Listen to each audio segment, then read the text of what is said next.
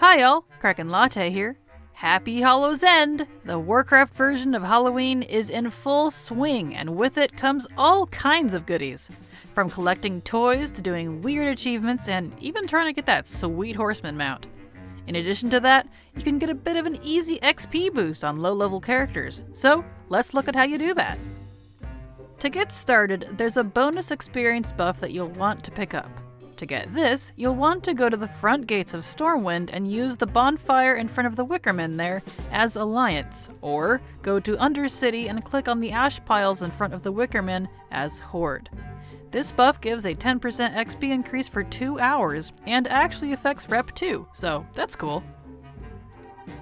Now, if you're going to do this alone and don't have friends, I recommend doing this on at least level 30 so you can fly. Why? Well, because we're going trick-or-treating!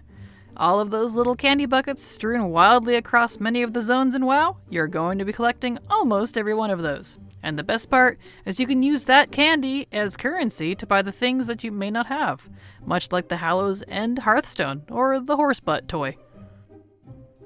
I've found one of the best ways to track where all these candy buckets are, because trust me, there's a lot, is by grabbing the Handy Notes add-on and the Handy Notes Hallow's End edition. This will mark where all of them are across all of the zones in the game that have them. So, after doing this myself, let's look at some results so you can decide if this is worth your time. I did this on a level 50 and a level 10, and that 10 got flown around by the 50, so if you're a solo player, either use a second account, rope in a friend, or just make sure you're level 30 or higher. So, the results. On the level 50, I went from 50.25 to 52.9. The level 10 went from 10.0 to 26.7. Those are levels, of course, and it took the two of us about 3.5 hours to do everything, but it could have been faster, thanks to some phasing issues we had with Hyjal and a couple other zones.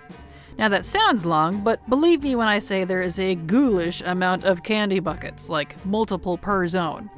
The only ones we didn't get are the ones in Vashj'ir and Deepholm, one of the Kunlai in Pandaria, since it's locked behind quests, and the Draenor one due to needing the rank 3 garrison. So, with all that said, we got about 300-ish tricky treats, which is enough to buy 2 toys or 2 pets, since most of them cost about $150. And of course, if we're talking XP, you can do the dungeon as well, but it doesn't give much in the way of XP or currency. That's just for gambling on that rad horseman mount, I think. And there we have it. In no way do I claim this to be efficient, but hey, it's a nice bonus if you need to farm treats anyways, and even if not, it's a nice change of pace. Thank you so much for watching, and as always, remember, it's never too latte.